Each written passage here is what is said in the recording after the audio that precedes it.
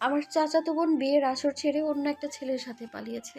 এখন সবাই দোষারোপ করছে আমি তাকে পালাতে সাহায্য করেছি, তাই তার হবু বরকে আমায় বিয়ে করতে হবে। অথচ আমি তার পালানোর কথা জেনেছি এই মাত্র। কিন্তু কেউ আমার কথা বিশ্বাস করছে না, কারণ পার্লারের মেয়েরা যে তাকে রুমে সাজাচ্ছিল সেই রুমে শুধু আমিই ছিলাম। আমার মেজমা মেঝেতে বসে দেয়ালের সাথে পিঠ ঠেকিয়ে কাঁদছেন। অর্পিতা খুব আদরের মেয়ে তার। কাঁদতে কাঁদতে নিশ্চুপ হয়ে যাচ্ছেন তিনি। একটু পর আবার হিচকি তুলে কাঁদছেন। আমায় দোষারোপ করছেন, গালি দিচ্ছেন। আমি নির্বিকার বসে আছি। এতক্ষণ নিজেকে জাহির করতে করতে নিজের গলা ভেঙে গেছে আমার। ক্লান্ত হয়ে চুপ করে গেছি আমি। তবুও মনে হচ্ছে না কেউ আমার একটা কথা বিশ্বাস করেছে। মেজমা আবার শব্দ করে কেঁদে উঠলেন। চোখের পানি মুছে আমার দিকে তাকিয়ে গজগজ করে বললেন, তুই এখনো ঠাট ধরে বসে থাকবি?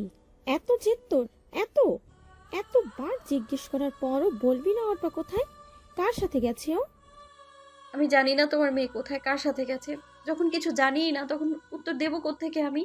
জবা বেগম অগ্নিদৃষ্টিতে চাইল চাঁদনির দিকে। উঠে দাঁড়িয়ে চাঁদনির গালে ঠাস করে চড় মারার ইচ্ছে পোষণ করলেন, কিন্তু সাহসে কুলোতে পারলেন না। চাঁদনি গো ধরে বসে রইল। বাড়ির সবাই জানে ওর পিতার সাথে ওর কেমন সম্পর্ক। মেয়েটা ওকে দুচোখে সহ্য করতে পারত না। সাপে নেউলে সম্পর্ক ছিল ওদের। চাঁদনির গায়ের রং শ্যামবর্ণের হওয়ায় ছোটবেলা থেকে অর্পিতা খুব তুচ্ছ তাচ্ছিল্য করত ওকে। যদিও এসব চাঁদনি গায়ে মাখত না কোনো কালেই।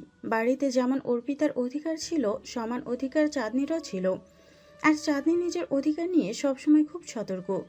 অর্পিতা পালানোর আগে চিরকুটে লিখে গেছে সে এ বিয়েটা করতে পারবে না। যাকে ভালোবাসে তার সাথে পালাচ্ছে, তাকে যাতে খোঁজার চেষ্টা করা না হয়। অথচ বাড়ির সবাই জানতো অর্পিতার আধারে প্রেমের সম্পর্ক ছিল। দুজনের সম্মতিতে ওদের ভালোবাসায় পূর্ণতা দেওয়ার জন্য আজকের বিয়ের আয়োজন করা হয়েছিল।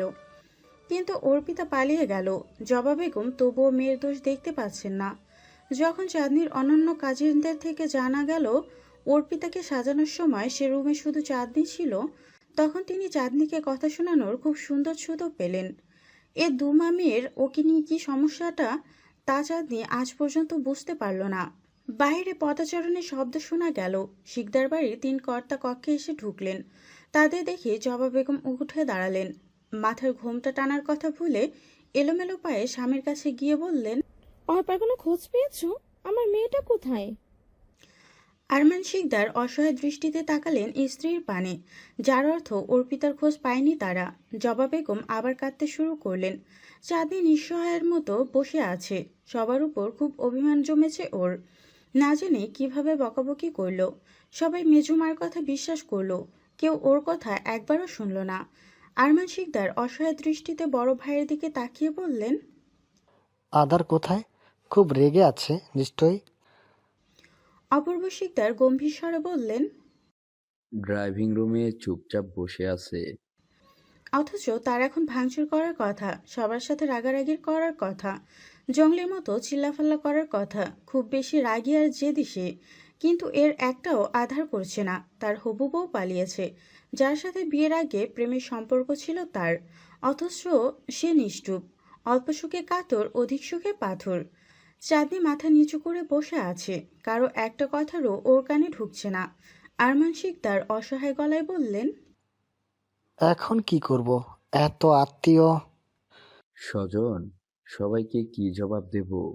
মেয়ে পালানোর কথা এতক্ষণে হয়তো জেনে গেছে সবাই। অপূর্ব শিকদার গলা খাকারি দিলেন। চাঁদনির বাবা আকিব শিকদারের দিকে তাকিয়ে বললেন, চাঁদকে আমি আমার আধারে বউ করতে চাচ্ছি আকিব। সেটা কখনোই সম্ভব না ভাইজান। আধার কখনোই মানবে না। আমার মেয়েটাকে এমনিতেই সবাই যথেষ্ট কথা শুনিয়েছে। দোষ না করেও বারংবার দোষী করা হচ্ছে ওকে। আকিব শিকদার মুখ কালো করে বললেন। শেষ কথাটা জবা বেগমকে ঠেস মেরে বলেছে বোঝা যায়।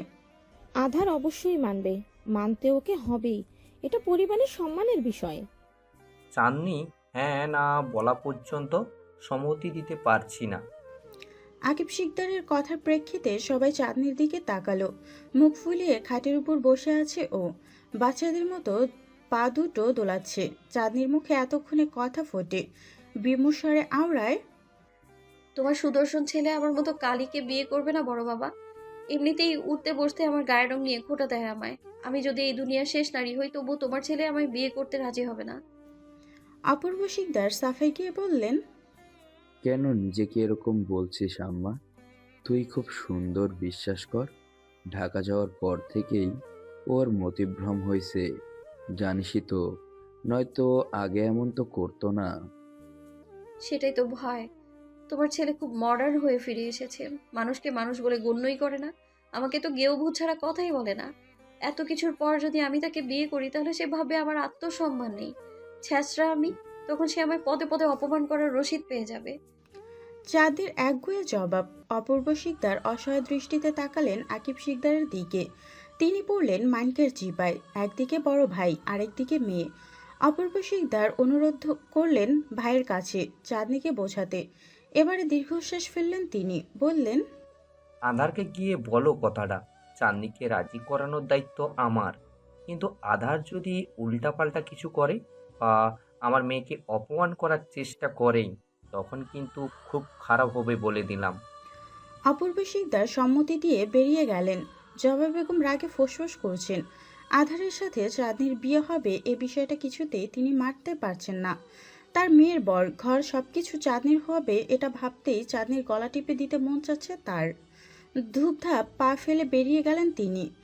আরমান শিকদার এক পলক ভাই আর ভাইজির দিকে তাকিয়ে তিনিও বেরিয়ে গেলেন। আকিব শিকদার হাঁটু মুড়ে মেঝেতে মেয়ের কাছে বসলেন।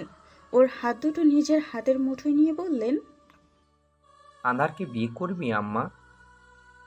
মেজো বাবাকে অনেক কথা শুনিয়েছে বাবা, মারতেও এসেছে। মেজো বাবা বাঁচিয়ে নিয়েছে। প্রশ্নের উত্তরে এমন পাল্টা অভিযোগ আকিব শিকদারের কাছে স্বাভাবিক। মেয়েটা খুব ইন্ট্রোভার্ট, সবকিছু নিজের মধ্যে গুমড়ে রাখে। কিন্তু বাবার কাছে সে একটা খোলা ডায়েরি। তার সকল অভিযোগ, আবদার, অভিমান সব বাবার কাছে। আকিব শিকদার মলিন হেসে বললেন, আই এম সরি আম্মা। আমি সে সময় তোর পাশে থাকতে পারিনি। অর্পিতাকে খোঁজায় ব্যস্ত ছিলাম যে। ইটস ওকে, বাট আমি ওই সাদা গন্ডারকে বিয়ে করব না। তুই বাবার কথা রাখবি না? এটা অনুরোধ করো না প্লিজ।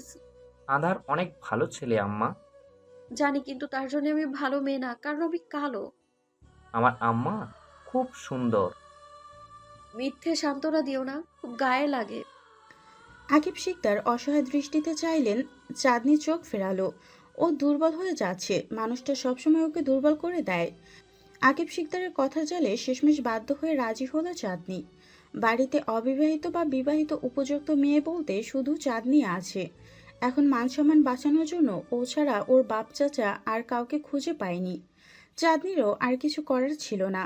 বড়দের চাপে পড়ে নিজের সবচেয়ে অপছন্দের মানুষটার বউ সাজতে হচ্ছে ওকে। চাঁদনি নিজের মায়ের বিয়ের লাল লেহেঙ্গাটা পরল। ওর কয়েকজন কাজিন মিলে খুব সাদামাটাভাবে সাজিয়ে দিল ওকে। যখন চাঁদনি সবার সাথে দোতলা থেকে ড্রয়িং রুমে নেমে আসছিল, সিঁড়িতে থাকা অবস্থায় আধারের উচ্চস্বরে বলা কথাগুলো শুনেই থমকে গেল চাঁদনি। তুমি ভাবলে কি করে বাবা আমি ওই গাইয়া ভূতকে বিয়ে করব? ওর কোনো যোগ্যতা আছে আমার বউ হওয়ার? নিজের মুখ আয়না দেখেছে ও? ওকে তো আমি আমার বেড পার্টনার হিসেবেও রাখবো না। এই জন্যই বুঝে মিথ্যে বলে নিয়ে এসেছিল আমাকে। আমি আজই ঢাকা ফিরে যাব, এক মুহূর্ত থাকবো না এই বাড়িতে। চাঁদনি টলমলে দৃষ্টিতে মাথা তুলে তাকালো বরবেশে দাঁড়িয়ে থাকা সুদর্শন পুরুষটির দিকে। বাবার কথা রাখতে বিয়ের পিঁড়িতে বসেছিল ও। তবে বাবার ভালো মেয়ে হতে গিয়ে যে এভাবে বাড়ি ভর্তি মানুষের সামনে নিজের ইজ্জত সম্মান সব খোয়া যাবে সেটা জানা ছিল না ওর। আধার শিকদার রাগে ফুঁসছে। সিঁড়ির উপরে চাঁদনিকে দাঁড়িয়ে থাকতে দেখতে রাগটা আরও তরতরিয়ে বাড়ল ওর। সামনে বধূ বেশে দাঁড়িয়ে থাকা শ্যামরঙের মেয়েটাকে অসহ্য ঠেকছে তার নিকট।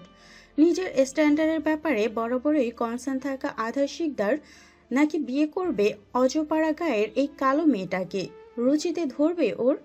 প্রশ্নটা মাথা চাড়া দিয়ে উঠতেই টলমলে চোখে তাকিয়ে থাকা চাঁদনির দিকে ক্ষুব্ধ দৃষ্টিতে তাকালো ও। ঝাঁঝালো স্বরে চিল্লিয়ে বলল, কালের ঘরের কালে এত শখ আমাকে বিয়ে করার?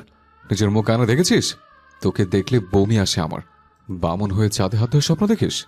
কথাটা ঠোঁট ফসকে বের করতে না করতে ছেলেকে ধমকে উঠলেন অপূর্ব শিকদার। আধার যে সিনক্রেট শুরু করবে সেটা তিনি জানতেন। ছেলের অধঃপতন সম্পর্কেও ভালোই ধারণা ছিল ওনার। কিন্তু চাঁদনিকে যে সবার সামনে এতটা হেনস্থা করবে সেটা তার ভাবনার বাহিরে ছিল। রাগে গজগজ করতে করতে তিনি বললেন, এসব কি ড্রামা হচ্ছে আধার? চাঁদমাকে এভাবে অপমান করার অধিকার কে দিয়েছে তোমাকে? একে তো তোমার বউ পালিয়েছে, দ্বিতীয়ত চাঁদনিকে অনেক কষ্ট করে রাজি করিয়েছি আমরা তোমাকে বিয়ে করতে। বাড়ির মান সম্মানের কথা ভেবে মেয়েটা নিজেকে বলে দিচ্ছে, আর তুমি তাকে কথা শোনাচ্ছ? চুপচাপ বিয়েটা করে নাও। খবরদার, কোনো ধরনের নাটক করবে না। অগ্নিদৃষ্টিতে অপূর্ব শিকদারের দিকে তাকালো আধার, তপ্তস্বরে চিবিয়ে চিবিয়ে বলল, নাটক তো তোমরা সবাই করছো, নাটক তো তোমরা সবাই করছো আমার সাথে। পেয়েছোটা কি আমাকে? তোমাদের হাতের পুতুল আমি? না আমার কোনো লেভেল নেই যে যাকে তাকে ধরে না আমার উপর চাপিয়ে দিচ্ছ? অপূর্ব শিকদার চঞ্চল দৃষ্টিতে আশেপাশে চাইলেন। ইতিমধ্যে গুজুর গুজুর ফুসুর ফুসুর শুরু করে দিয়েছে সবাই। একে তো বাড়ির এক মেয়ে পালিয়েছে, অন্যদিকে বাড়ির অন্য মেয়েকে তাদের বাড়ির ছেলে যা তা বলে অপমান করছে। আগত অতিথিরা যে ইচ্ছে মতো তাদের পরিবার নিয়ে সমালোচনা করছে সেটা বুঝতে বাকি রইল না অপূর্ব শিকদারের। লজ্জায় মাথা হেঁট হলো তার। ছেলের দিকে তাকিয়ে উদ্গ্রীব স্বরে বললেন, এসব কি বলছো আধার? সবাই দেখছে, নিজের আচরণ সংযত করো। দেখুক সবাই, সবাইকে নিজেই দাওয়াত করে নিয়ে এসছো আমার ধ্বংসযোগ্য দেখাতে। এখন যখন আমি উল্টো গান গাইছি, তোমার কেন গায়ে লাগছে? তুমি করলে আরাম আর আমি করলে হারাম? শক্ত কণ্ঠে চিবিয়ে চিবিয়ে বলল আধার। চাঁদনি ছলছল দৃষ্টিতে তাকালো নিজের বাবার দিকে। আকিব শিকদার অসহায় চোখে তাকালেন, কপাল বেয়ে টুপ করে এক ফোঁটা অশ্রু পড়ল ওর। মাহারা মেয়েটার এহেন অবস্থা সহ্য হলো না ওনার। ছোটবেলা থেকে বুকের সাথে আগলে রেখে পুতুলের মতো বড় করেছেন তিনি চাঁদনিকে। সে মেয়ের এত বিশ্রী অপমান বুকে কম্পন ধরালো। তিক্ত ঢোক গিললেন আকিব শিকদার। ফুঁসতে থাকা আধারের দিকে তাকিয়ে ভাঙা গলায় আওড়ালো, আধার, আমার মেয়েটাকে আর অপমান করো না। ওর কোনো দোষ নেই। আমাদের কথা রাখতেই ও বিয়েতে রাজি হয়েছে। সব আমাদের দুই ভাইয়ের দোষ। প্লিজ, ওকে এত কষ্ট দিয়ে কথা বলো না। চাচার দিকে তাকাতে আধারের দৃষ্টি নরম হলো। সে শক্ত খোলস ধরে রাখা সম্ভব হলো না আর ওর পক্ষে। আকিব শিকদারের দিকে তাকিয়ে অভিযোগের সুরে বলল, দেখছো চাচো, সবাই কেমন করছে আমার সাথে? আমি বিয়েটা করতে চাইছি না, তবু জোর করছে আমাকে। তুমিই বলো, এটা কি ঠিক? প্লিজ বাবাকে মানা করো আমার সাথে এমন করতে। আমি বিয়ে করবো না তোমার মেয়েকে। আকিব শিকদার মাথা নিচু করে দাঁড়ালেন। অথই জ্বলে পড়েছেন তিনি। একদিকে মেয়ের কান্না ভেজা মুখ, মেয়েটার সম্মান, অন্যদিকে আধারের নাকচ। আজ যদি তার মেয়েটার বিয়ে ভেঙে যায়, তবে যে গ্রামবাসী ওকে কথার ছোবলে মেরে ফেলবে। এই সমাজে শুধু মেয়েদের দোষ দেখে। আধার বিয়ে ভেঙে দিলেও দোষ হবে চাঁদনির। সবাই চাঁদনিকে দুষবে, পেছনে কথার ছোবলে পিষে মারবে। বলবে হয়তো চাঁদনির কোনো সমস্যা আছে, তাই তার বোন পালিয়ে যাওয়ার পর তার বোনের হবু বরের উপর গছিয়ে দিতে চাওয়া হয়েছিল ওকে। তবুও মেয়েটার বিয়ে হয়নি। বরটাকে বিয়ের আসরে ফেলে চলে গেছে। নয়তো তার মেয়েটাকে আবার গায়ের রং নিয়ে খোঁটা দেবে। এই খোঁটা তো ছোটবেলা থেকেই কম পায়নি ও। মেয়েটা যদি সহ্য করতে না পেরে কিছু ঘটিয়ে বসে, তখন বুক ধক করে উঠল আকিব শিকদারের। পিতৃত্বে আঘাত আসতে হৃদয় কাঁপল অচিরে। বাবা হয়ে মেয়ের এই অবস্থা কি করে সহ্য করবেন তিনি? চাঁদনি পরনের লেহেঙ্গাটা দুহাতে উঁচু করে ধরে। সিঁড়ি বেয়ে সোজা নেমে এসে অপূর্ব শিকদারের মুখোমুখি দাঁড়ালো। চোখের পানি তর্জনী আঙ্গুল দিয়ে ছিটকে ফেলে ভেজা স্বরে বলল, আমায় ক্ষমা করে দিও বড় বাবা। এত অপমানের পর তোমার ছেলেকে বিয়ে করা আমার পক্ষে সম্ভব না। সে ঠিকই বলেছে, আমার কোনো যোগ্যতা নেই তাকে বিয়ে করার। আমার মতো কালো একটা মেয়েকে তোমার সুদর্শন ছেলের পাশে মানাবে না। আম সরি, মাফ করে দিও। তোমার কথা রাখতে পারলাম না আমি। চাঁদমা, কষ্ট পাস না তুই। ও তোকে বিয়ে না করেই যাবে কই? একটু সময় দে আমাকে। অসহায় সুরে বললেন অপূর্ব শিকদার। চাঁদনির হৃদয়ে আঘাত হানল কথাটা। হু হু করে কেঁদে দিয়ে বলল, আমি ফেলনা নই বড় বাবা। কালো হতে পারি আমি, কিন্তু আত্মসম্মান বোধ তো আমারও আছে। এতটাও নিচু হয়ে যায়নি যে কেউ বিয়ে করতে না চাইলে এভাবে তাকে জোর জবরদস্তি আমার সাথে বিয়ে বসাবে তুমি। বানের জলে ভেসে আসিনি আমি। চাঁদনির কান্নায় আকিব শিকদার অশ্রুসিক্ত চোখে তাকালেন ওর দিকে। চাঁদনি ওনার দিকে ফিরে চাইল। হিচকি তুলে ভেজা গলায় আওড়ালো, এত বোঝা হয়ে গেছি বাবা যে এইভাবে বিদায় করতে চাইছো আমায়, তাও অন্যের গলার কাঁটা বানিয়ে। সে তো আমাকে কয়েক সেকেন্ডের জন্যও সহ্য করতে পারছে না। পুরো জীবন কি করে কাটাবে আমার সাথে? আধার এক পলক চাঁদনির দিকে চাইলো, মনে মনে ভেঙচি কাটলো ও বিড়বিড় করে বলল, ঢং, আমার মতো ছেলে তুই 7 বার জন্ম নিলেও পাবি না। বিয়ে করার জন্য তর পাচ্ছে, তবুও মেয়ের নাটক দেখো। দয়ার মূর্তিকে তো সবার সামনে মহান শাস্তি হবে। আধারের মা বর্ষা বেগম এগিয়ে এসে দুহাতে আজলে নিলেন চাঁদনিকে। চোখের পানি মুছে দিয়ে মাথায় হাত বুলিয়ে দিলেন। চাঁদনি জড়িয়ে ধরল ওনাকে। বিরক্তিকর শ্বাস ফেলল আধার, মুখ দিয়ে চবর্গীয় শব্দ করে গম্ভীর স্বরে আওড়ালো, তোমাদের নাটক শেষ হলে বলো আমাকে, আমি বরং চাই। বিরক্ত লাগছে আমার, আজকে ঢাকে ফিরে যাবো আমি। তুই এখন আমার কথা রাখবি না আধার? আমার কথার কোনো মূল্য নেই তোর কাছে? অপূর্ব শিকদারের কথায় ফের ওনার দিকে ফিরে চাইল আধার। ফিছিল হেসে তাচ্ছিল্য সুরে বলল, যার কাছে আমার কোনো মূল্য নেই তার কথা আমি কেন ভাবতে যাব? বলেই সামনে হাঁটা দিল আধার। অপূর্ব শিকদার অসহায় দৃষ্টি নিবদ্ধ করলেন ছেলের পানে। চক্ষু দুটো ক্রমশ ঝাপসা হয়ে আসলো তার। বুকের টনটনে ব্যথা নিমিষে ছড়িয়ে পড়ল পুরো শরীরে। শরীরের ব্যালেন্স রাখতে না পেরে পা দুটো কাঁপতে শুরু করলো। বুকে হাত দিয়ে চোখ মুখ খিচে বসে পড়লেন অপূর্ব শিকদার। চাঁদনি দেখতে ছুটে এলো তার কাছে, হাঁটু মুড়ে বসে ধরল ওনাকে। একে একে সবাই ছুটে এলো ওনার কাছে। সবার চিৎকার চেঁচামেচি আধারের পা থেমে যায়। পিছনে ফিরে চাইল ও, দেখলো অপূর্ব শিকদার মেঝেতে লুটিয়ে পড়েছেন। আধারের হৃৎপিণ্ড ছলকে ওঠে। আতঙ্কিত দৃষ্টিতে তাকিয়ে ছুটে এলো ও, সবাইকে সরিয়ে অপূর্ব শিকদারের মাথাটা নিজের কোলে নিল। ভয়ার্ত দৃষ্টিতে তাকিয়ে গালে হাত ঘষে বলল, বাবা, বাবা কি হয়েছে তোমার? অপূর্ব শিকদারের চোখ উল্টে আসে। আধারের বুক ধক করে উঠল। কণ্ঠ শৃঙ্গে তুলে চেঁচিয়ে বলল, কেউ ডক্টর ডাকো না। বাবা, বাবা। আমার চাঁদমাকে বিয়ে করবি না তুই? এভাবে বিয়ের আসরে ফেলে চলে গেলে ওর জীবনটা শেষ হয়ে যাবে। অনেক কষ্টে টেনে টেনে বললেন অপূর্ব শিকদার। আধারের হৃৎপিণ্ড তখন তড়ির বেগে লাফাচ্ছে।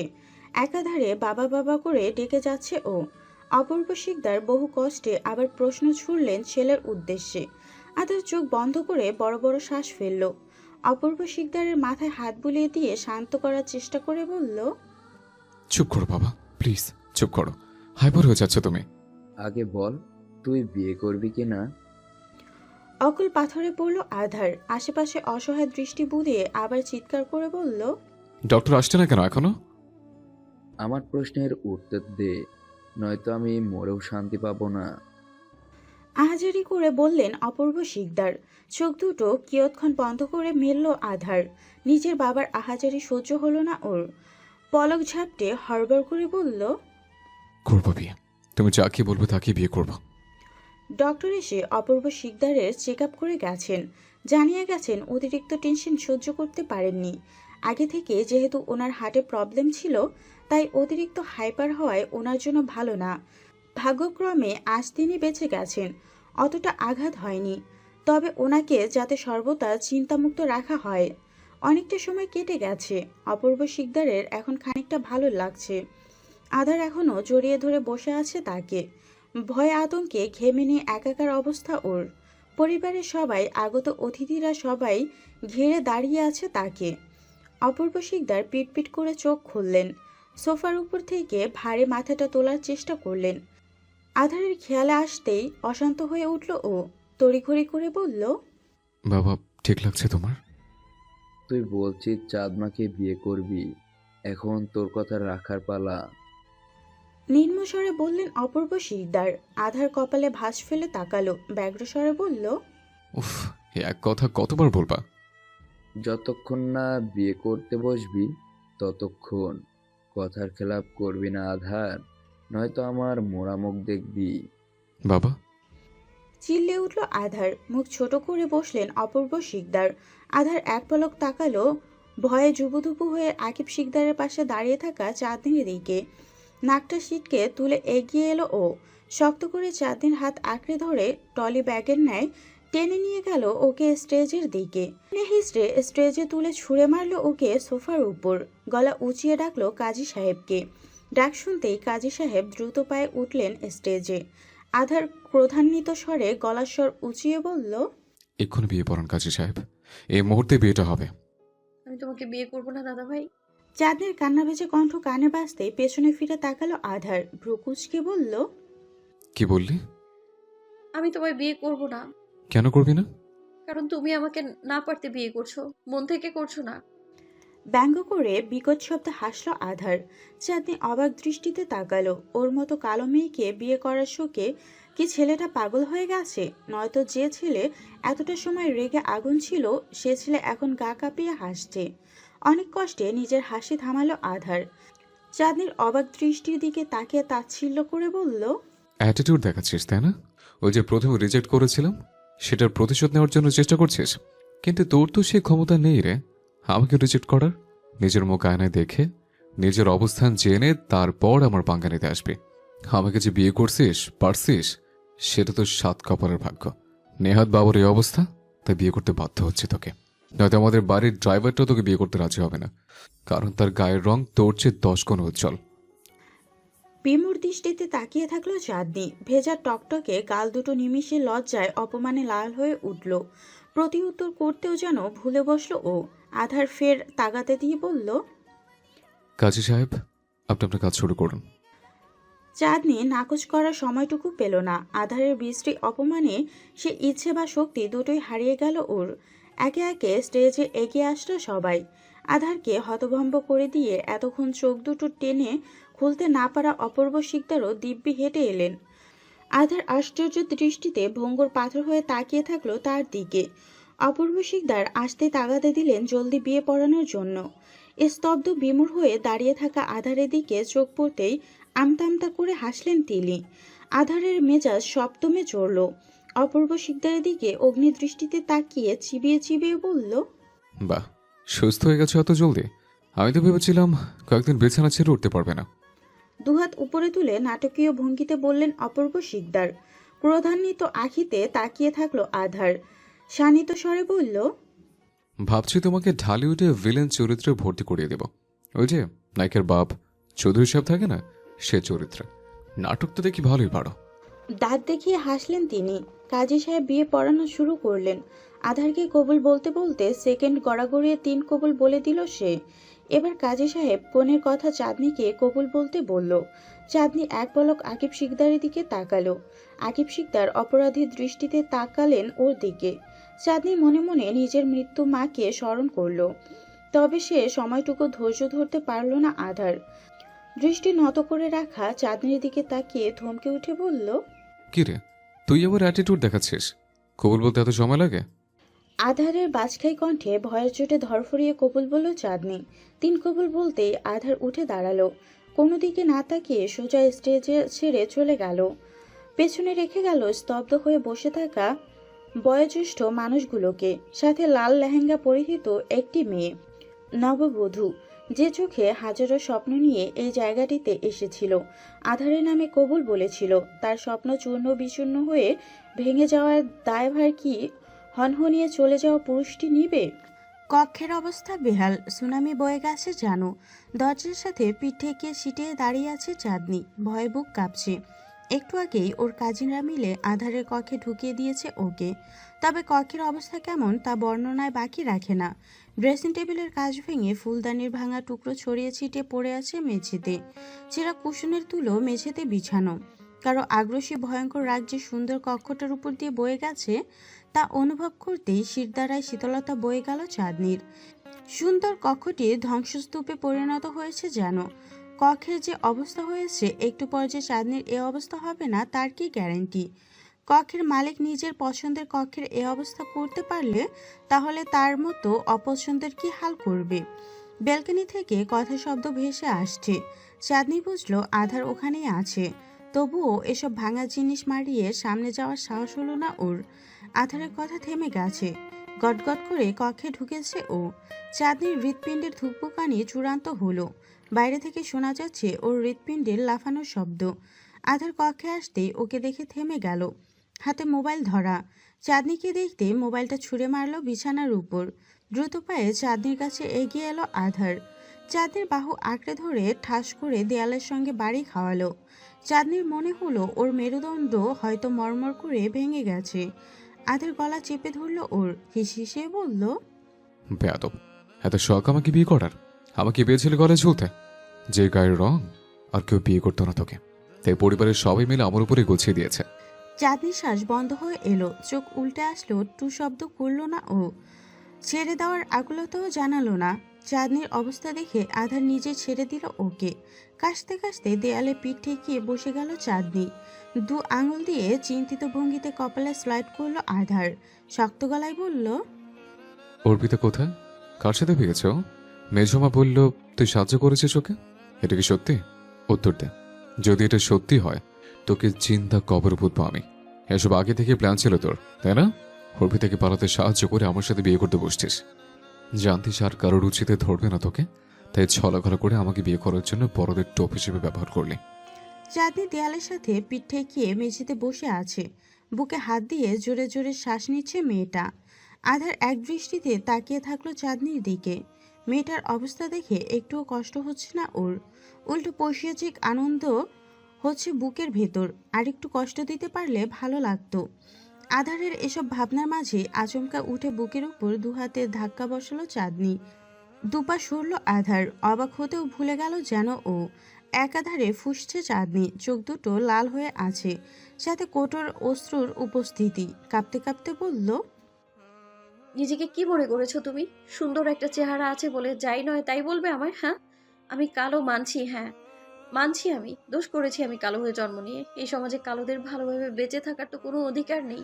আমি নিজের সব দোষ মাথা পেতে নিলাম, কিন্তু আমার কোনো ইচ্ছে ছিল না তোমায় বিয়ে করার। বড় বাবা হাত জোর করে অনুরোধ করেছে আমাকে, তার কথা ফেলতে পারিনি আমি। বড় অন্যায় করে ফেলেছি, আমি মানছি, কিন্তু কিন্তু তুমি কেন বিয়ে করলে? প্রথমে তো চলেই যাচ্ছিলে, যাওনি কেন? থেকে গিয়ে বিয়ে করলে কেন? সারা জীবন খোঁটা দিতে? তুমি ছেলে হয়ে নিজের পরিবারের মানুষগুলোকে মানাতে পারোনি? আমি মেয়ে হয়ে কি করে পারতাম? ওর পিতাপুর সাথে আমার কেমন সম্পর্ক সেটা তুমিও জানো।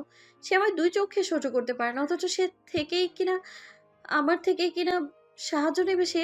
হ্যাঁ, সেটা সবাই বিশ্বাসও করছে। অপবাদ দেওয়ার বেলায় সব কটা ওস্তাদ। হাহ, সবাই পেয়েছে এটা কি আমায়? যার যা ইচ্ছে তাই সবার কথা মুখ বুজে সহ্য করতে হবে আমায়? আমার কোনো ইমোশন নেই, আমি মানুষ না? পুতুলের মতো নাচাচ্ছ কেন সবাই মিলে? চোখ মুখ লাল হয়ে গেছে চাঁদনির, চোখের কাজল লেপটে বিশ্রী অবস্থা হয়ে গেছে। আধার ভ্রু কুঁচকে তাকিয়ে থাকলো ওর দিকে। মেয়েটার কোনো কথারই প্রভাব ফেলতে পারল না ওর উপর। অহংকারে বুধ আধার চাঁদনির কষ্টের একাংশ অনুভব করতে পারল না। শুধু গম্ভীর গলায় বলল, এসব সেন্টিমারা কথা তুই নিজের কাছেই রাখ। তোকে কে কি বলে, কেন বলে, এসব আমার ভাবার বিষয় না। It's not my responsibility. আমি তোকে কোনোদিন স্ত্রী হিসেবে মেনে নিতে পারবো না। স্ত্রী হওয়ার চেষ্টা করিসও না। তোমার স্ত্রী হতে আমার বইই গেছে। নেহায়েত বড় বাবা তোমায় বিয়ে করতে অনুরোধ করেছিল আমায়। যে মানুষটার কাছে ছোট থেকে বড় হয়েছি তার কথা ফেলতে পারিনি আমি। নয়তো আমার বাপ জ্যাঠার কাছে টাকা কম নেই, একটা রাজপুত্রের মতো স্বামী পেতে বেশি কষ্ট পোহাতে হতো না আমায়। টাকা দিয়েছি আমি কিনতে? কিনতাম, তাতে তোমার সমস্যা? সে তো তোর সাথে টাকার জন্য থাকতো, তোকে ভালোবাসতো না। এখনো বা কি ভালোবাসা পেয়ে উল্টে যাচ্ছি বলো?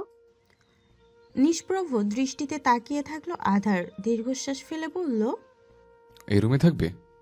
হুম, সবাই ঠেলে ঠুলে এখানে পাঠিয়ে দিয়েছে। মেনে না নাও, বিয়ে করেছো, নিজের ভাগ না দিলেও তোমার জিনিসের ভাগ তো দিতে হবে। না দিলে কি করবে? মামলা ঠুকবো। কিসের? নারী নির্যাতনের। ডরাই না তোকে? আমাকে এতটা আন্ডার এস্টিমেট করিস না। পুলিশের ডান্ডার বাড়ি পড়লেই ডরাবা? আধার ছোট ছোট চোখে তাকিয়ে থাকলো। কুটিল হাসলো চাঁদনি। সামনে দাঁড়ানো আধারকে উপেক্ষা করে কাজ থেকে সাবধানে পা ফেলে ব্যাক সাইডে গেল। ব্যাগ থেকে কাপড় নিয়ে ওয়াশরুমে ঢুকে গেল। বিছানার উপরে গিয়ে বসলো আধার। ওয়াশরুমের বন্ধ দরজার দিকে তাকিয়ে গালি ছুড়ল কয়েকটা।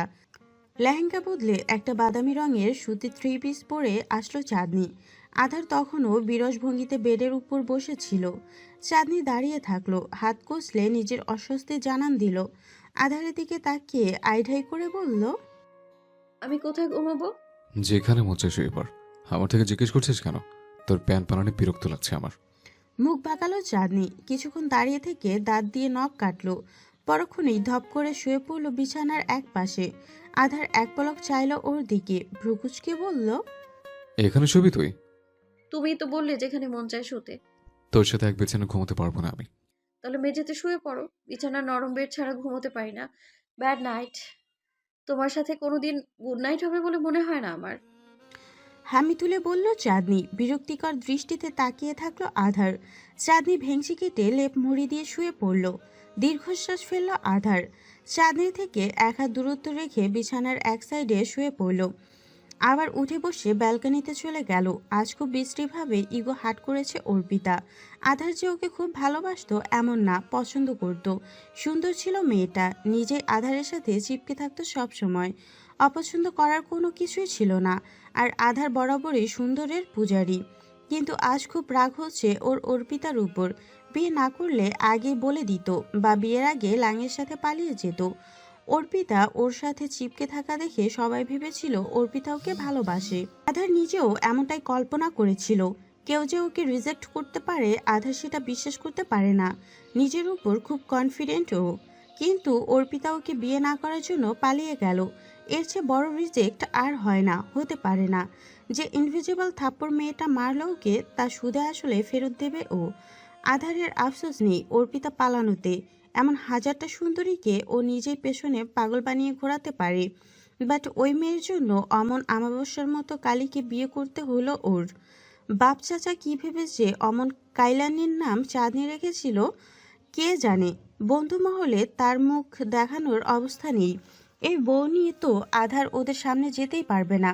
মূলত আফসোসটা এখানেই। আজ রাতে আর ঘুম আসবে বলে মনে হয় না। জীবনটা এত কঠিন না হলেও পারত। বর্ষা বেগম কিচেনের সবকিছু গুছিয়ে মাত্রই সোফায় বসেছেন। এখনও কয়েকজন কাছের আত্মীয় থেকে গেছে তাদের বাড়িতে। তাদের জন্য রান্নাবান্না, খাওয়া দাওয়া, পাট শুকাতে আজ অনেকটা দেরি হয়ে গেছে। বর্ষা বেগম সোফায় গা এলিয়ে দিয়ে বসলেন। রাফিয়া বেগম একটু আগেই ছেড়ে গেছে তাকে। রাফিয়া বেগম আধারের দাদি। বড়ই জালিম ধাঁচের একটা মহিলা। মানুষকে কথা শুনে বড্ড তৃপ্তি পান। আর সে মানুষটা যদি বর্ষা বেগম হয় তাহলে তো আর কথাই নেই। অথচ বাড়ির আরেক বউ মহারানীর মতো কক্ষে খিল দিয়ে বসে আছে। কি এক মেয়ে পালালো তার, শোকের শেষ নেই। কিন্তু শোকটা বেশি হওয়ার কথা ছিল বর্ষা বেগমের। কিন্তু বাড়ির কামলা খাটতে গিয়ে শোক পালন করার ফুসরত কই তার। না, চাঁদনিকে তিনি ভালোবাসতেন না এমন না। মা মরা মেয়েটাকে বাড়ির সব ছেলে মেয়েদের চেয়ে একটু বেশি আদর করতেন তিনি। সুন্দর ব্যবহারের জন্য পছন্দ করতেন খুব। কিন্তু সেটা ছেলের বউ হিসেবে না। তার সুদর্শন ছেলেটার বউ কিনা অমন শ্যামা রঙের। এ দুঃখ কাকে বোঝাবেন তিনি। মা হিসেবে অমত করার অধিকারটুকুও তার ছিল না। আগেই জানতেন কেউ তার কথার আমলে নেবে না। ইন্ট্রোভার্ট হওয়ায় দরুন সব বিষয়ে চুপ থাকেন তিনি। তাই তো বড় যা হওয়া সত্ত্বেও মেজো জায়ের হম্বিতম্বি সহ্য করতে হয় তাকে। তার মেয়ে পালিয়েছে, শুধুমাত্র ওই মেয়ের জন্য ওনার ছেলেকে একটা কালো মেয়েকে বিয়ে করতে হয়েছে। কোথায় সে নত হয়ে থাকবে, উল্টো তাকে এসে বাস দিচ্ছে। বর্ষা বেগম বিরস হয়ে বসে থাকেন। মনটা খারাপ হয়ে গেছে তার। প্রত্যেক মাই মনে মনে দোয়া করে তার ছেলের বউ খুব সুন্দরী ফর্সা হবে। উনিও তার ব্যতিক্রম নন। চাঁদনির দজ্জাল শাশুড়ি তিনি কখনোই হবে না। এসব তার ধাঁচের না। তিনি মেয়েটাকে ভালোবাসেন, কিন্তু মন থেকে ছেলের বউ হিসেবে মেনে নিতে পারবে না কখনোই। অন্ধকার কামরায় অপূর্ব শিকদার আর আকিব শিকদার সামনাসামনি বসে আছেন। দুজনের মুখেই অমানিসা। অপূর্ব শিকদার যদিও মনে মনে ভীষণ খুশি অবশেষে বিয়েটা হওয়াতে, কিন্তু ছোট ভাইয়ের কালো মুখ দেখে সে খুশি আর বেশিক্ষণ টেকেনি তার। মন খারাপ তোর? ঘাড় উঁচিয়ে চাইলেন আকিব শিকদার।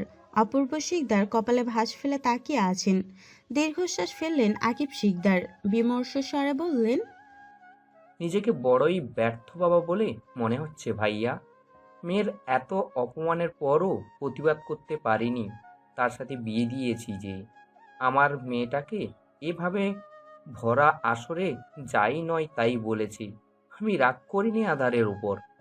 ওর রাগ জায়েজ, কিন্তু তাই বলে আমার মেয়েটাকে অপমান করবেই শুধু তোমার কথা রাখতে? চাঁদনির সাথে এত বড় অন্যায় করেছি আমি। অপূর্ব শিকদার তিক্ত ঢোক গিললেন। কাতর স্বরে ভাইয়ের উদ্দেশ্যে বললেন, তুই তো জানিস অনেক আশা নিয়ে ঢাকা শহরে পাঠিয়েছিলাম ওকে। ভেবেছিলাম এই গ্রামেগঞ্জের শিক্ষা প্রতিষ্ঠান ওর মেধার যথাযথ মূল্যায়ন করতে পারবে না। কিন্তু ছেলেটা যেভাবে নষ্ট হবে, বিগড়ে যাবে, তা তো ঘুণাক্ষরেও টের পায়নি।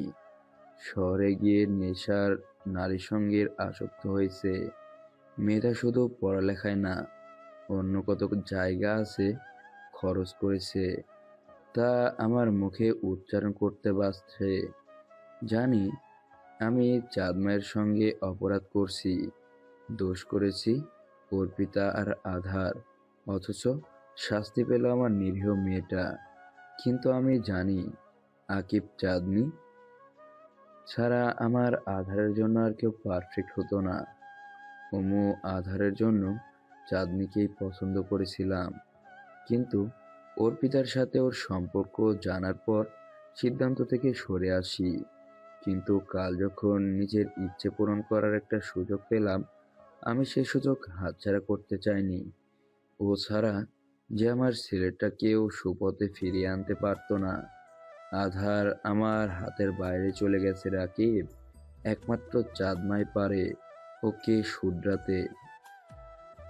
তোমার মনে হয় চাঁদ এত বড় একটা দায়িত্ব নিতে পারবে? আমার মেয়েটা এখনো অনেক ছোট ভাইজান। সংসারে কি বুঝবে ও? নিজেকেই তো সামলাতে পারে না ও। একটা আস্ত ঘর, একটা বরকে কি করে সামলাবে ও? মনে হয় কি বলছিলি রে? আমার বিশ্বাস আমার চাঁদমাই পারবে। তুই জানিস না আধার ওকে কতটা ভালোবাসে, ছোটবেলায় থেকেই। ওর জন্য হলেও নিজেকে শুদ্ধ করার চেষ্টা করবে আধার, দেখিস। ছোট বোন হিসেবে আদর করতো, সেটাকে ভালোবাসা নাম দিও না। যদিও তুমি সেটা ধরে বসে থাকো, তবুও এখন আর সে ভালোবাসা অবশিষ্ট নেই ভাই। অনেক বছর কেটে গেছে। ঢাকা যাওয়ার পর আধার কতটা বদলে গেছে তা বলার অপেক্ষা রাখে না। ও তো চাঁদনিকে সহ্যই করতে পারছে না। ভালোবাসলে বুঝি এভাবে অপমান করতো? প্রিয় মানুষকে এভাবে অপমান করা যায়? আমার অনেক ভয় লাগছে ভাইয়া। শুধু তোমার কথা রাখতে আমি আমার মেয়েটাকে বলি দিয়েছি। ওর কিছু হলে আমি সহ্য করতে পারবো না ভাইয়া। অপূর্ব শিকদার অনেকটা সময় কেমন করে যেন তাকিয়ে থাকলেন, বড় করে শ্বাস ফেলে বললেন, ভালোবাসা কখনো ফুরিয়ে যায় না আকিব। আমার বিশ্বাস আমার ছেলেটা বুঝতে পারবে। এখন রেগে আছে তাই এমন করছে। একটু বিশ্বাস রাখ আমার উপর, আমার চাঁদ মায়ের উপর। আমি কোনো আঁচ আসতে দেব না। আমাকে ক্ষমা করে দিস তুই। আকিব শিকদার বিরস স্বরে বললেন, আমি ক্ষমা করার কেউ নই ভাইয়া। যার প্রতি এত অন্যায় করেছি সেই মেয়েটাই কোনো অভিযোগ রাখলো না। বিয়ের পর একটা শব্দ কথা বলেনি আমার সাথে। তোমার ছেলেকে তোমার কাছে ফিরিয়ে দিতে গিয়ে আমি আমার মেয়েটাকে হারিয়ে ফেললাম। পর্ব ৩। চাঁদনি একদৃষ্টিতে চেয়ে আছে ঘুমন্ত আধারের দিকে। মেয়েটার ঘুম ভেঙেছে একটু আগেই। আধারের ফর্সা মুখের দিকে তাকিয়ে হিংসা হয় চাঁদনির। সুদর্শন স্বামী ওর। সকালের স্নিগ্ধ কোমল রৌদ্র মুখের উপর পড়েছে, একটা সূর্যমুখী ফুলের ন্যায় লাগছে ওকে। চাঁদনি অপলক তাকিয়ে থাকলো চাঁদনি অপলক তাকিয়ে থাকলো। কালকের কথা মনে পড়তে বুক ফুঁড়ে দীর্ঘশ্বাস বেরিয়ে আসলো। আধার নড়ে চড়ে উঠতে দৃষ্টি ফিরিয়ে তথস্থ হয়ে উঠে দাঁড়ালো চাঁদনি। তড়িঘড়ি করে গিয়ে বসলো কাউচের উপর। বুক ধুকধুক করছে। ছেলেটা ঘুম ভেঙে ওকে ছাবলার মতো তাকিয়ে থাকতে দেখলে কি যে মনে ভাবতো। চাঁদনি স্বাভাবিক হওয়ার চেষ্টা করে। আধারের ঘুম ভাঙতেই দেখলো চাঁদনি বসে আছে সোফার উপর, মাথা নিচু করে। আধার ঘুমো ঘুমো দৃষ্টিতে তাকিয়ে থাকলো ওর দিকে। মেয়েটার ওভাবে বসে থাকার সায়েন্স বুঝতে পারল না, অত ঘাটল না ওকে। মেঝেতে পা রাখতে চোখ মুখ কুঁচকে ফেললো ও। খেয়াল না করে কাচের টুকরোতে পা দিয়ে ফেলেছে। বুড়ো আঙুল কেটেছে, রক্ত ঝরেছে সেখান থেকে। কাচ নিজের জায়গায় ছিল, আধার গিয়ে পা কেটেছে সেখানে। এখানে তো কাচের কোনো দোষ নেই। দীর্ঘশ্বাস ফেলল আধার। খুঁড়িয়ে খুঁড়িয়ে ওয়াশরুমে গেল কোনো মতে। মাথা নিচু করে থাকলেও চাঁদনি পরখ করলো সব কিছু। মৃদু খারাপ লাগা কাজ করলো মনে। ইস, একটু দেখে হাঁটবে না ছেলেটা?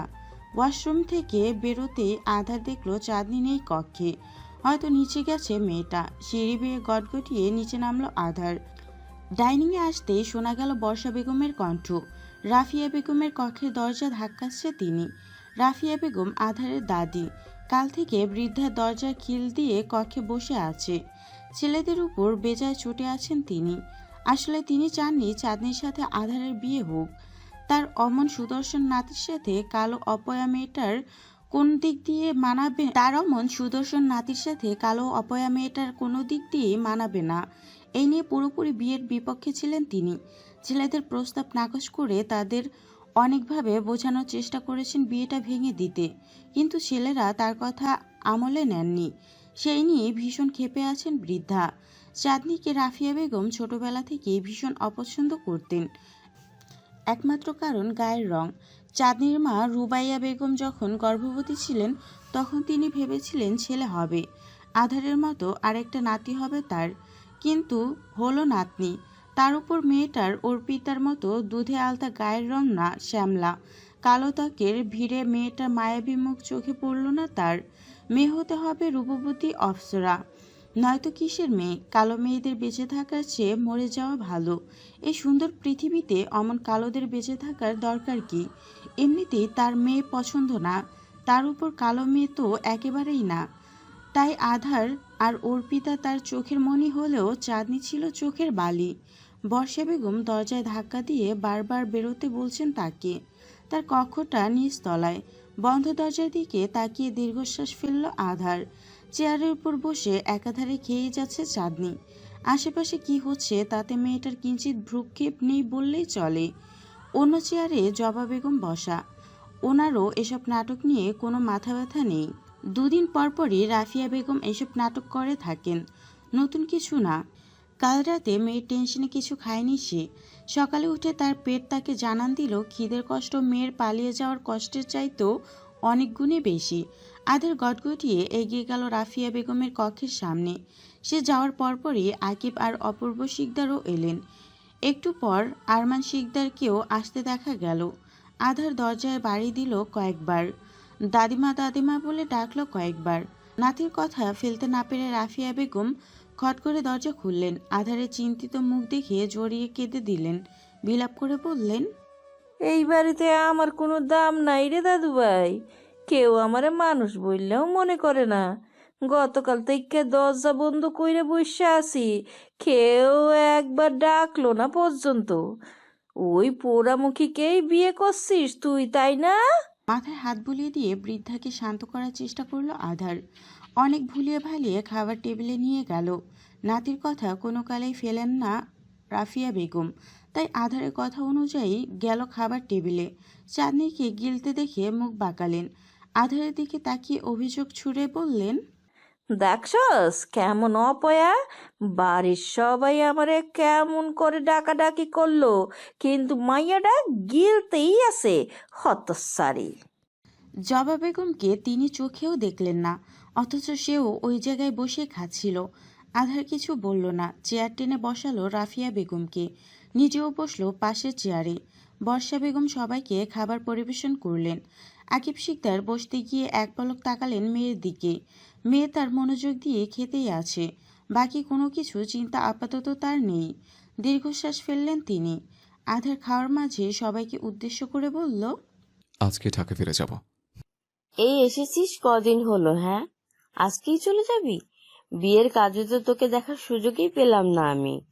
বলেছিলি না 2 মাস থাকবি? তড়িঘড়ি করে বললেন বর্ষা বেগম। ভেবেছিলাম কয়েকদিন থাকবো, কিন্তু ভাবলে তো সেটা ফুলফিল হবে না। আমার থাকা তো সহ্য হচ্ছিল না তোমাদের। আধারের গম্ভীর কণ্ঠে এক পলক ওর দিকে তাকালেন অপূর্ব শিকদার, আইঢাই করে বললেন, চাঁদমাকে নিয়ে যাবে না? দেখো, বিয়েটা যেভাবেই হোক না কেন, হয়েছে তো। 3 কবুল বলে আল্লাহর কালাম পড়ে বিয়ে হয়েছে তোমাদের। ওকে এভাবে অস্বীকার করো না আধার। নিয়ে যাব। দায়িত্ব যখন কাঁধের উপর গুছিয়ে দিয়েছ, তখন পালন করতে পিছুপা হব না। যতটা দায়িত্বহীন ভাবো, ততটা দায়িত্বহীন আমি না। চাঁদনি অবাক হলো বেশ, এতটাই অবাক হলো যে খাবার হাতে নিয়ে হাঁ করে তাকিয়ে থাকলো আধারের দিকে। মুখ বাঁকালো রাফিয়া বেগম। চাঁদনিকে নিয়ে যাবে না শুনলে বেশি খুশি হতেন তিনি। খাওয়া শেষে টিস্যু দিয়ে মুখ মুছে উঠে দাঁড়ালো আধার। চাঁদনিকে উদ্দেশ্য করে বলল, উপরে গিয়ে জলদি রেডি হবে, 10টায় ট্রেন। সে কি, বাড়িতে এতগুলো গাড়ি থাকতে ট্রেনে করে যাবে?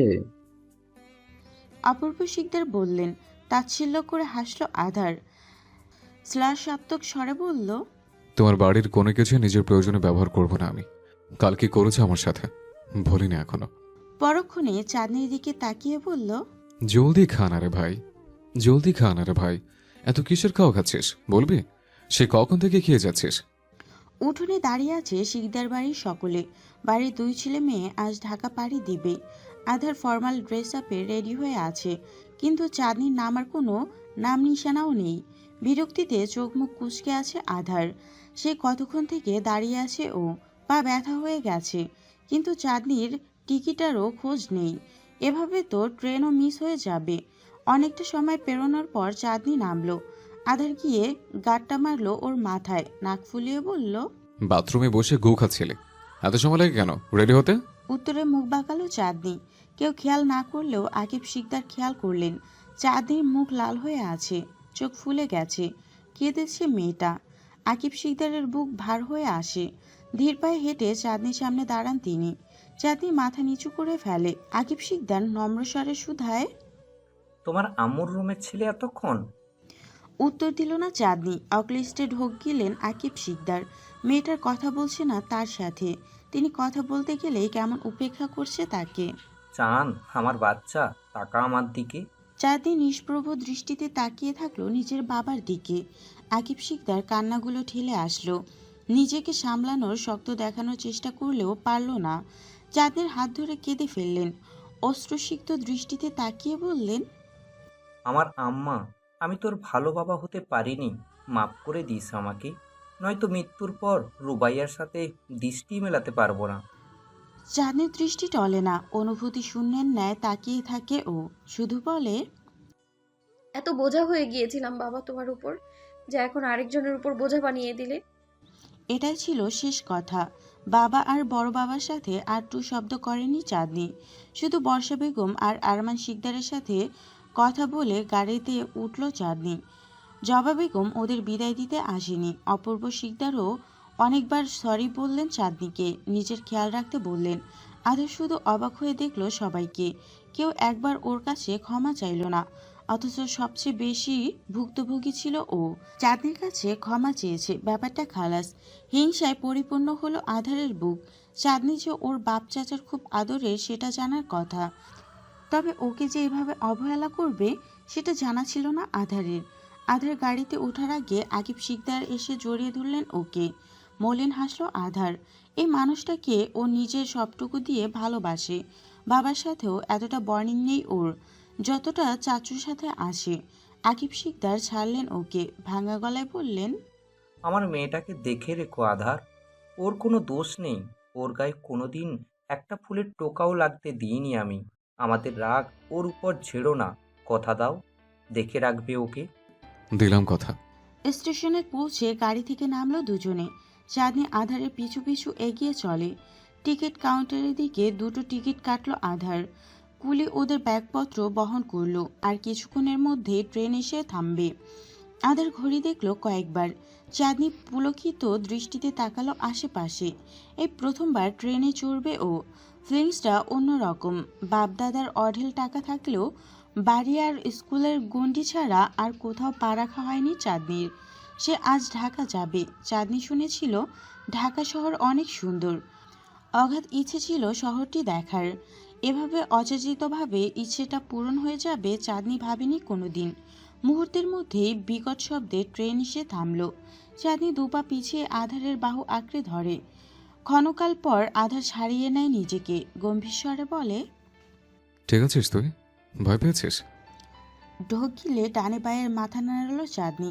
ট্রেনে উঠতে গিয়ে ভিড়ের মধ্যে আধারের পাশ থেকে সরে গেল চাঁদনি। ভিড়ের মধ্যে অসহায় হয়ে পড়ল মেয়েটা। আশেপাশে তাকিয়ে খোঁজার চেষ্টা করলো আধারকে। সে নেই, কোথাও নেই। চারিপাশে সব অচেনা অচেনা মানুষ। অজানা আতঙ্কে চাঁদনির বুক কাঁপল অচিরে। তখনই ভরসার হাত হিসেবে একটি বলিষ্ঠ হাত ওর শীর্ণ হাত শক্ত করে আঁকড়ে ধরল। চাঁদনি টলমলে দৃষ্টিতে তাকালো আধারের দিকে। আধার টেনে নিয়ে গেল ওকে বগির ভেতরে। আলাদা কেবিন নিয়েছে ওরা। সাথে আনা ব্যাগগুলো তাকে উঠিয়ে রাখলো আধার। কোমরে হাত দিয়ে দাঁড়ালো চাঁদনির সামনে, চোখ পাকিয়ে বলল, বাচ্চা না কে রে তুই? ঠিকভাবে হাঁটতে পর্যন্ত পারিস না? এক্ষুনি তো হারিয়ে যেতে। আমার হাতটা ধরে রাখলে জাত যেত তোর। এত অ্যাটিটিউড কিসের তোর? তুমি তো ঝাড়া মেরে ছাড়িয়ে নিলে হাত। ঝাড়ে মেরে কয়ে ছাড়লাম? ট্রেনে উঠতে হতো, তাই ছাড়িয়ে নিয়েছিলাম আলতো করে। ঝাড়া মেরে ছাড়াতে কই দেখলি তুই? হোদায় বাড়িয়ে বলছিস। হারিয়ে গেলে তখন দেখা যেত ভ্যা করে কেঁদে লোকের কানের অবস্থা 12টা বাজিয়ে দিচ্ছিস। এখন আসছে অ্যাটিটিউড দেখাতে। আমি হারিয়ে গেলে তো তোমারই লাভ। আমার মতো মেয়েকে বোঝাকে আর বয়ে বেড়াতে হবে না। আমি হারিয়ে গেলেই তো সব সমস্যার সমাধান হয়ে যায়। উদয় চিন্তা করছো কেন? এসে কেমন করে যেন তাকালো আধার, পরক্ষণে এক পেশে হাসলো, বলল, সেটা তো আমিও জানি, কিন্তু সমস্যা কি বলতো? তুই হারিয়ে গেলে বাবা চাচ্ছে তো আমাকে আস্ত রাখতো না। ওদের কি জবাব দিতাম? তাই না চাইতেই সামান্য চিন্তা করতে হচ্ছে তোর জন্য। এমনি দিয়ে ভোগান্তি শেষ নেই, তোর জন্য আর ভোগান্তিতে পড়তে পারবো না। একটু রেহাই দে আমাকে। চাঁদের এ পর্যায়ে এসে আসলে মনে হলো কেন ও হারিয়ে গেল না। তাহলেই তো কারোর ওর উপস্থিতি নিয়ে বিরক্তি ঝরে পড়তো না সর্বাঙ্গে। চাঁদনি বিরস দৃষ্টিতে তাকিয়ে থাকলো ওর দিকে, ঠোঁটের কোণে ছড়ায় বিষাদ হাসি। আধার আঁকড়ে ধরল ওর হাত, সিটের উপর বসালো ওকে, কোমল স্বরে বলল, একটু বেশি ভাবিস চাঁদ, এত ভাবা ভালো না। তুই একটু বস, আমি একটু আসছি বাইরে থেকে, কাজ আছে। বের হবি না, খবরদার। আমি এসে যেন তোকে এভাবেই বসে দেখি। আজ এর চিন্তা মাথায় নিতে পারবো না। ঠোঁট উল্টে বসেছিল চাঁদনি। আধার বেরিয়ে গেল। ও বেরিয়ে যাওয়ার কয়েক সেকেন্ড পরে ঝঙ্কার দিয়ে ফোন বাজতে শুরু করলো। হকচকিয়ে আশেপাশে চাইলো চাঁদনি। সিটের উপর আধারের ফোন রাখা, ফোন রেখে চলে গেছে ছেলেটা। আধারকে ডাকার জন্য উঠে দাঁড়ালো চাঁদনি, আবার কি মনে করে বসে পড়ল। বলেছিল যাতে সিটের উপর চাঁদনিকে বসা দেখতে পায়, না পেলে তো ওর উপরই চেপবে। রিংটোন বাজতে বাজতে কেটে গেল কল। আরেকবার কল আসতেই আইঢাই করে আধারের ফোন হাতে নিল চাঁদনি। অর্পিতা নামে সেভ করা একটি নাম্বার, পাশে লাভ শেপের ইমোজি। চাঁদনির বুক ধক করে উঠল, রক্ত সঞ্চয় যেন বন্ধ হয়ে গেল ওর। এই মেয়ে না পালিয়ে গিয়েছিল আধারকে বিয়ে করবে না বলে? আবার কেন এত ডেসপারেটলি ফোন করছে ওকে? বহু কষ্টে সাহস জুগিয়ে কাপা কাপা হাতে কল রিসিভ করলো চাঁদনি। ওপাশ থেকে তড়িঘড়ি করে একটি মেয়ের ডাক ভেসে এলো। হ্যালো আধরা। আখিতে অশ্রুরা ভিড়ল চাঁদনির। ওদিকে অর্পিতা হ্যালো হ্যালো করেই যাচ্ছে, চাঁদনির কানে একটা কথাও ঢুকছে না। এই জগতে নেই যেন ও। আধারুকে না চাক, স্ত্রী হিসেবে না মানুক, তবুও বিয়ে তো হয়েছে। কবুল বলাটা তো মিথ্যে না। চাঁদনির ওর সাথে সংসার করার ইচ্ছেটাও তো মিথ্যে না। ও যে আধারের জীবনে সত্যি থার্ড পার্সন হয়ে এসেছে সেটা জানা কথা, কিন্তু অর্পিতা আবার ফিরে আসতে চাচ্ছে। কেন চাচ্ছে? আবার আধারকে চায় ও? না না, এটা কি করে মানবে চাঁদনি? ও তো ওর স্বামীর ভাগ কাউকে দেবে না, কাউকে না। চাঁদনি যখন এইসব ভাবনায় বুধ, তখনই আধার এসে ফোনটা ছো মেরে নিয়ে নিল। চাঁদনি টলমলে দৃষ্টিতে তাকিয়ে আছে আধারের দিকে। আধার ফোন নিয়ে প্রথমে কলটা কেটে দিল, তারপর চাঁদনির দিকে তাকিয়ে চিবিয়ে চিবিয়ে বলল, ফোন ধরেছিস কোন আছে? চাঁদনি উত্তর দিল না, ভেজা কণ্ঠে আওড়ালো, অর্পিতাপু কল দিয়েছে কেন? যেই কল দিক, পারমিশন ছাড়া তুই আমার ফোন ধরলি কেন? ফোনটা অনেকক্ষণ ধরে বাজছিল। অর্পিতা আপু না তোমাকে বিয়ে করবে না বলে পালিয়েছিল, আবার তোমার খোঁজ করছে কেন? গো ধরে বলল চাঁদনি। আধার চোখ পাকিয়ে বলল, তোর কৈফিয়ত তোকে দিতে হবে? আমাকে যেই কল দিক, সেটা আমার পার্সোনাল ম্যাটার। কোন সাহসে জেরা করছিস? বউ হওয়ার চেষ্টা করিস না চাঁদনি। তোকে বউ বলে মানতে আমার ইগো হার্ট হয়। আব্বুর জন্য কবুল বলতে বাধ্য হয়েছে আমি। আমার লাইফে তোর কোনো অধিকার নেই, অধিকার পাবিও না কোনোদিন। চাঁদনি চোখ থেকে টুপ করে জল গড়ায়। আধার তাকায় না সেদিকে। ওরা তো ন্যাকা কান্না দেখার সময় নেই। নেহাতি ঠেকায় পড়ে সাথে একটা কালির ড্রামকে নিয়ে আসতে হয়েছে ওকে। আর এত আহ্লাদীপনা দেখার সময় কই ওর? সাই সাই করে ট্রেন ছুটছে। চাঁদনি অপলক জানালা দিয়ে বাইরে তাকিয়ে আছে। বাতাসের দূরে চুলগুলো উড়ছে ওর। বিস্তীর্ণ আকাশ মেঘে ঢাকা। চাঁদনির মনেও মেঘ জমেছে খুব করে। ছোটবেলা থেকে অর্পিতা আর জবা বেগমের কাছে চাঁদনি নিজের গায়ের রং নিয়ে খোটা শুনে এসেছে। চাঁদনি অর্পিতার চেয়েও ব্রিলিয়ান্ট স্টুডেন্ট। টুকটাক মেয়েদের অনেক কাজ করে। বর্ষা বেগমকে কিচেনের কাজে অনেক হেল্পও করতো চাঁদনি নিজ থেকেই। মানুষটা কখনো ওকে কাজ করতে বলতো না, তবুও তাকে হেল্প করতো চাঁদনি। সেদিক দিয়ে অর্পিতা অষ্টরম্ভা, কোনো কাজে হাত লাগায় না। তার এক রূপ ছিল, আর ছিল রূপের দেমাগ। খালি কলসি বাজে বেশি, এই প্রবাদটা খুব করে মিলত ওর সাথে। পড়াশোনায়ও কোনোর মতে টেনে টুনে পাস। যেখানে চাঁদনি সকল পরীক্ষায় ফার্স্ট ক্লাস পেত, ক্লাসের টপার হতো, তবুও ওর এসব গুণ কালো রঙের নিচে চাপা পড়ে যেত। অর্পিতা ওকে হিংসে করতো না নিচু করে করে দেখতো তা চাঁদনির জানা নেই, কিন্তু মেয়েটা ওকে সহ্য করতে পারতো না কোনো কারণ ছাড়াই। চাঁদনির যখন 7 বছর বয়স তখন ওর মা মারা যায়। মাকে চাঁদনির পুরোপুরি মনে নেই। তার মুখটা চাঁদনির কল্পনায় ঝাপসা, তবে তাকে ছবিতে দেখেছে চাঁদনি। ওর মতোই চেহারা, মায়াবী কিন্তু শ্যামলা রঙের।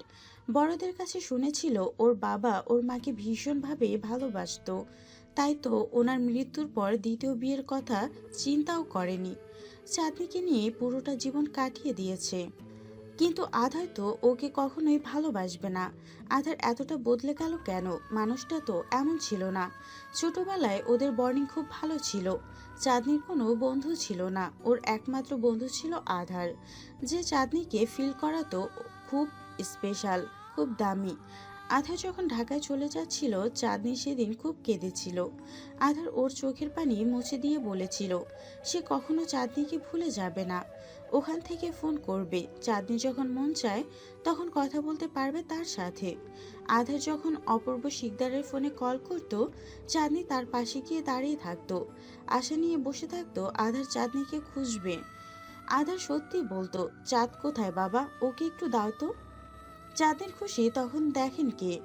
প্রথম দিকে এমন হলো দিন গড়াতেই আধার চাঁদনিকে খোঁজা বন্ধ করে গেল। সে বাড়ির সবাইকে খুঁজে খুঁজে কথা বলতো শুধু চাঁদনি ছাড়া। চাঁদনি নিজ থেকে বললেও সে ছুতো দেখিয়ে ফোন কেটে দিত। আস্তে আস্তে কথা বলা বন্ধ হয়ে যায় ওদের। দূরত্ব বাড়ে, দূরত্ব বাড়লে ভালোবাসাও কমে যায়। চাঁদনি টের পায়, কিন্তু ওর ভালোবাসা কমে না, ডালপালা বিস্তর করে বাড়তে থাকে। অথচ সে মানুষটা যখন ঢাকা থেকে অনেকগুলো বছর পর ফিরল তখন তার রূপ একটুও চিনতে পারল না চাঁদনি। ঢাকে গেলে মানুষ বদলে যায়, কিন্তু এতটা বদলে যায় সেটা চাঁদনির জানা ছিল না। সে বাড়ির সবার জন্য গিফট আনলো, চাঁদনির কথা ভুলে গেল। চাঁদনিকে যখন দেখলো তখন তাচ্ছিল্য করে বলল, ও তুইও আছিস? আমি তো ভুলেই গিয়েছিলাম, তোর জন্য তো কিছু আনিনি। আচ্ছা মন খারাপ করিস না। 5,000 টাকা ধরিয়ে দিয়ে বলেছিল টাকাগুলো রাখ, কালকে শপিংয়ে গিয়ে অনেকগুলো ফেস ক্রিম নিয়ে আসিস, দামি দেখে কিনবি, ঠিক আছে? গায়ের রং যে তোর, সকাল বিকাল মাখলেও ফর্সা হতে সময় লাগবে। চাঁদনির মন চেয়েছিল টাকাগুলো মুখের উপর ছুঁড়ে মারতে, কিন্তু ও সেটা করতে পারেনি। ওর বাবা ওকে সে শিক্ষা দেয়নি। পরে অবশ্য ওর বড় বাবাকে গিয়ে দিয়েছিল টাকাগুলো। আচ্ছা ও কি খুব বেশি কালো? তবে বাবা যে বলে ওর মুখটা ভীষণ মায়াবী। কই, ও তো মায়া দেখে না। জানালা থেকে মুখ ফিরিয়ে আধারের দিকে তাকালো চাঁদনি। এক দৃষ্টিতে তাকিয়ে থাকে। আধার ঘুমাচ্ছে, ভীষণ টায়ার্ডও। চাঁদনির ছোটবেলার আধার ভাই আর এই আধার ভাইয়ের মধ্যে কত পার্থক্য। চাঁদনি চিনতে পারে না তাকে। কোটরে অশ্রু জমে ওর। বাড়ির সবার কথা মনে পড়ছে। ওর বাবা ওকে ছাড়া কেমন আছে, ওর জন্য কাছে নিশ্চয়ই এখন। চাঁদনি কি করে রাগ করে থাকতে পারে ওনার উপর? চাঁদনি আবার আকাশ পানে তাকায়, উদাস মনে তাকাতে গিয়ে গাল বেয়ে অশ্রু গড়ায়। নারী রূপবতী গুণবতী হওয়ার চেয়ে ভাগ্যবতী হওয়া ভীষণ জরুরি। ভাগ্যবতীরাই জিতে যায় সব সময়। ওই তো রূপও নেই, ভাগ্যও নেই। ট্রেন থামার ঘোষণা কানে আসতেই আধারের ঘুম ভাঙলো। আড়মোড়া ভেঙে উঠে বসলো ও। সামনে তাকিয়ে দেখলো চাঁদনি সিটের উপর হাঁটু জড়িয়ে বসে আছে, জানালার সাথে মাথা ঠেকিয়ে ঘুমাচ্ছে। ভ্রু কুঁচকে তাকালো আধার। মেয়েটা ওভাবে ঘুমাচ্ছে কি করে? ব্যথা লাগবে না? পরক্ষণেই ভাবলো ব্যথা পেলেও ওর কি, আসতে গেল কেন ওর সাথে? ভালোই হলো অবশ্য। আধারের ঘুমাতে একটু বেশি জায়গা লাগে। কামরায় একটা সিঙ্গেল বেড, ডাবল বেডের কামরা পাওয়া যায়নি। একজনের বেডে চাঁদনিকে সহ ঘুমাতে দিলে আধারের আর ঘুম আসতো না। এখন কমফোর্টেবল ঘুমাতে পেরেছে ও। আধার উঠে গিয়ে চাঁদনিকে ডাকলো। চাঁদনির ঘুম ভাঙে না, বড় শক্ত ঘুম ওর। আধার ধাক্কা দিয়ে জোরে জোরে ডাকে, চাঁদ, এই ওঠ, আমরা চলে এসছি। ঘুমোতে দাও তো আব্বু, বিরক্ত করো না। চোখ মুখ কুচকে বলল চাঁদনি। আধার চুল টেনে দিল ওর, ধমকে বলল, চাচু নেই এখানে, উঠবি নাকি উঠবি না? তোকে ফেলে চলে যাব বলে দিলাম। চাঁদনি ধরফরিয়ে উঠে বসে, চোখ কুচলে আধারের দিকে ঘুমো ঘুমো চোখে তাকিয়ে বলে, কি হয়েছে? চলে এসছি আমরা, নামতে হবে না। এখানে থেকে যাবি? ফিরতে ট্রেনে আবার বাড়ি পাঠিয়ে দেই? চাঁদনি ধরফরিয়ে উঠে বসে। তাই দাও। চোপা আছে বলতে হবে, ঠাস ঠাস করে উত্তর দেবে কথার আগে। চাচা তোকে শাসন করে না তাই না? বেশি আহ্লাদে মাথায় উঠে গেছ। থাক, আমার কাছে এসছিস তো দুদিনই সেধা করে ফেলবো। বেয়াদব মেয়ে, ওঠ। চাঁদনি উঠে দাঁড়ালো। আধার নিজের কাঁধে একটা ব্যাগ নিয়ে আরেকটি ব্যাগ ধরিয়ে দিল চাঁদনির হাতে। ব্যাগটা চাঁদনির চেয়েও ভারী। চাঁদনি ভারটা বহন করতে পারে না, ওর হাতে এত শক্তি নেই। চিকন চিকন হাত দুটো। আধার কি বুঝে না, না তার কমন সেন্সের অভাব। চাঁদনি জানে না আধারের কমন সেন্সের ওর ক্ষেত্রে কাজ করে না, কারণ ও চাঁদনিকে পছন্দ না। আমাদের পছন্দের জিনিসগুলোর কষ্ট যন্ত্রণা আমরা দেখতে পাই না। আধার ওর অবস্থা দেখে কপাল কুঁচকে বলল, মুখটাই খালি চলে তাই না চাঁদ? আধার ব্যাগটা নিতে গেল, চাঁদনি দিল না। বহু কষ্টে হাতে নিয়ে ট্রেনের বাইরে বেরোলো। আধারের কাছে ওইসব অধ্যত্ত মনে হলো। এই মেয়ের অতিরিক্ত জেদ, সব জেদ বের করব আধার। এখানে চাঁদনিকে তুলো তুলো করে রাখার জন্য আনেনি ও। আদব কায়দা সব শিখিয়ে দেবে ভেবে আধার মুখ বাঁকালো। সন্ধ্যার সময়, প্রকৃতিতে মৃদুমন্দ বাতাস। রাতে ঝুম বৃষ্টি হবে বোঝা যায়। আধার আর চাঁদনি দাঁড়িয়ে আছে স্টেশনে। চাঁদনির পা ব্যথা করায় ও চেয়ারে গিয়ে বসলো।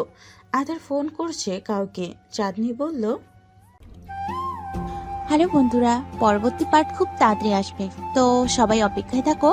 আর চ্যানেলটি যারা এখনো সাবস্ক্রাইব করোনি তারা পরবর্তী পার্ট দেখার জন্য চ্যানেলটি সাবস্ক্রাইব করে রেখো। ধন্যবাদ সবাইকে, আমাদের সাথেই থেকো।